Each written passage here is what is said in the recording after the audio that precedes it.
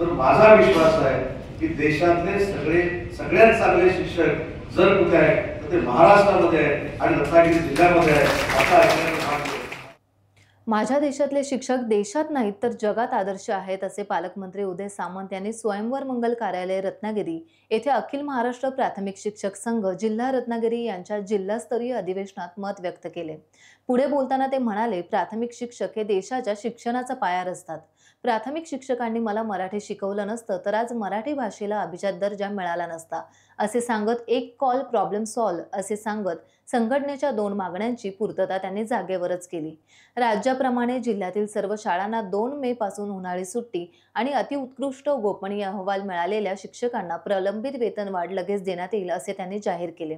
तसेच शिक्षकांना न्याय मिळवून देण्याची जबाबदारी आपली असल्याचं सांगून संघटना कितीही झाल्या तरी उद्दिष्ट एकच असावे, शिक्षकांसाठी भरीव काम संघटनेकडून व्हावे. आपल्या कार्याची शासन निश्चितच दखल घेते.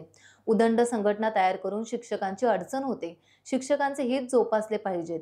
शिक्षकांच्या अडीअडचणीवर सरकारने मात केलीच पाहिजे या मताचे आपण असल्याचं त्यांनी पुढे सांगितलं. या प्रसंगी जिल्ह्यातून अनेक शिक्षक उपस्थित होते. यावेळी पुरस्कार प्राप्त शाळा आणि शिक्षकांचा मान्यवरांच्या हस्ते गौरव करण्यात आला. 2 वर्ष बी संघटनेत नंतर सीईटी अशी काही शेवटी 12 गडी असेल तिथपर्यंत. पण अशी परिस्थिती कोण निर्माण करतो तर संघटना ज्या उदंड निर्माण होतात त्याच्यामध्ये शिक्षकांची अडचण होते. एखादी संघटना मी जर स्थापन केली आणि मी आज व्यासपीठावरच्या आणि समोरच्या लोकांना विचारलं की माझ्या संघटनेत किती येणार आहे, झाली अडचण त्यांची. त्याच्यामुळे माझी आपल्याला विनंती आहे राज्याध्यक्ष म्हणून किंवा सगळे शिक्षकांचे नेते म्हणून कुठेतरी याला बंधनं घातली पाहिजे आणि कुठेतरी बंधनं घालून शिक्षकांचं हित तर मी 100% सांगतो. कारण पहिला जो 2004 ला अशैक्षणिक कामं नको म्हणून प्राथमिक शिक्षकांचा मोर्चा झाला तरी सरकार असताना देखील मी त्याच्यामध्ये सामील झालो.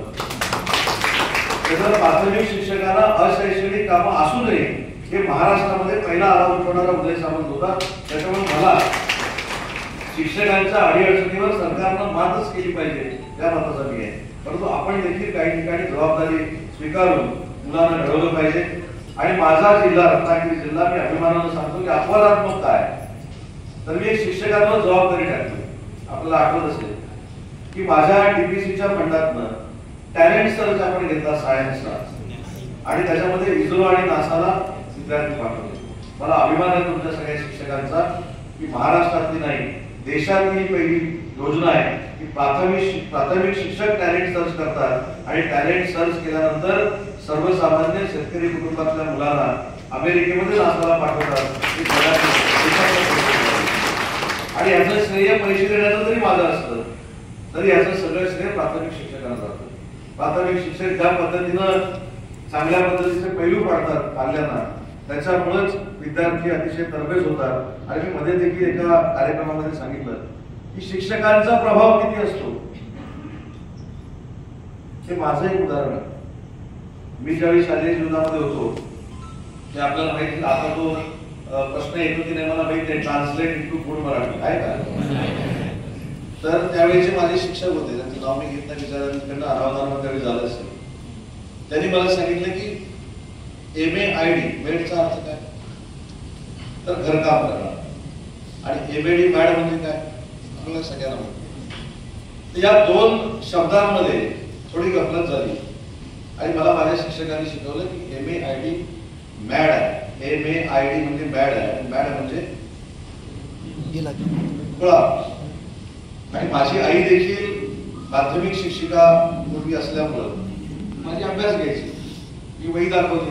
मला आईने विचारलं हे काय लिहायचं म्हटलं बरोबर लिहिलं. माझ्या आईने मला सांगितलं चुकीचं आहे तेव्हा तुझं ऐकणार नाही. मला शिक्षकांनी सांगितलं चुकीचं असलं तरी ते बरोबर आहे. मग दुसऱ्या दिवशी आमची मला मुख्याध्यापकांनी मला सांगितलं तुझी आई सांगते ते बरोबर आहे. मी मुख्याध्यापकांना सांगितलं तुम्ही जरी काही सांगत असला माझ्या शिक्षकांना सांगितलेलं आहे तेच खरं आहे मला बाकी काही माहिती नाही. मी हे चांगल्या अर्थानं सांगतो.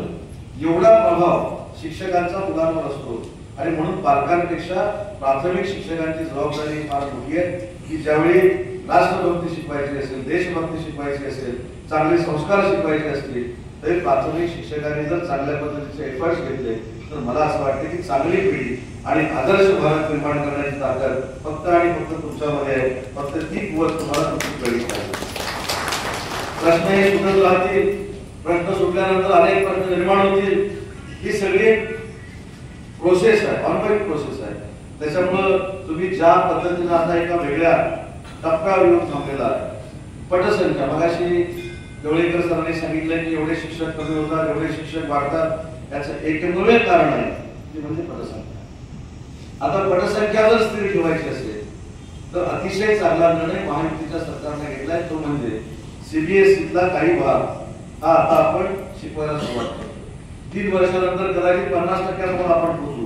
पण ज्यावेळी पालकांना कळेल की सीबीएसई मुळे आपलं पोरग देखील प्राथमिक शाळेत गेल्यानंतर, जिल्हा परिषदेच्या शाळेमध्ये गेल्यानंतर रत्नागिरीच्या कॉन्व्हेंट सारखं फ्लुएंटली इंग्लिश बोलणार आहे, हे ज्यावेळी पालकांना कळेल तुमची ही शंका दूर होईल आणि 3 वर्षानंतर तुम्ही सांगाल तितके शिक्षक पटसंख्येमुळे तुम्हाला मिळतील. हे धोरण महायुतीच्या सरकारनं स्वीकारलंय आणि पहिली स्टेप आपण टाकली. त्याच्यामध्ये मराठी अनिवार्य आहे, इंग्रजी देखील अनिवार्य आहे. मध्ये हिंदीवरचा जो माहोल उठलेला होता तो देखील शासनाने निर्णय घेतलाय. तो फक्त माहोल उठवला गेला. कुठेही केंद्र सरकारनं असं सांगितलं नव्हतं की हिंदीची सक्ती करा.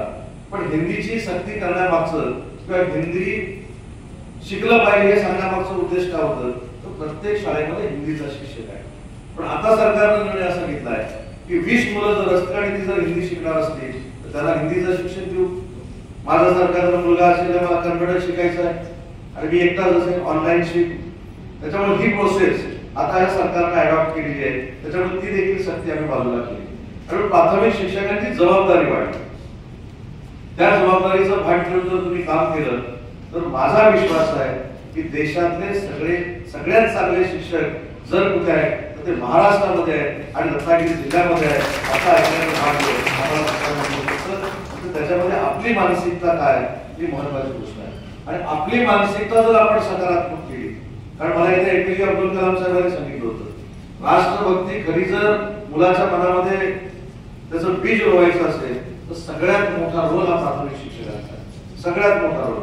आज जे काही काश्मीरला झालं त्या ज्या काही सगळ्या गोष्टी होत आहेत त्याला प्रत्युत्तर जर द्यायचं असेल आणि ती जर राष्ट्रभक्ती निर्माण करायची असेल, राष्ट्रप्रेम तयार करायचं असेल, देशभक्ती निर्माण करायचं असेल तर 6व्या वर्षी मूल ज्यावेळी तुमच्या दारामध्ये येतं त्या क्षणापासून जर आपण सुरू केली तर भारता एवढा देशावर प्रेम करणारा दुसरा कुठचा समुदाय कुठच्याही देशात असणार नाही. हे एपीजे अब्दुल कलाम साहेबांनी सांगितले. आणि एपीजे अब्दुल कलाम साहेब हे मुस्लिम धर्मीय असून देखील आपल्या देशाचे राष्ट्रपती होते आणि त्यांना राष्ट्रपती कोणी केलं होतं तर तत्कालीन पंतप्रधान अटल बिहारी वाजपेयींनी केलं होतं. हा देखील इतिहास त्या देशानं रचलेला आहे. याचं भान आपल्या सगळ्यांना असलं पाहिजे. टाइम्स डिजिटलला लाईक करा, सबस्क्राईब करा, शेअर करा आणि बेल आयकॉन दाबायला विसरू नका. पाहत रहा टाइम्स डिजिटल.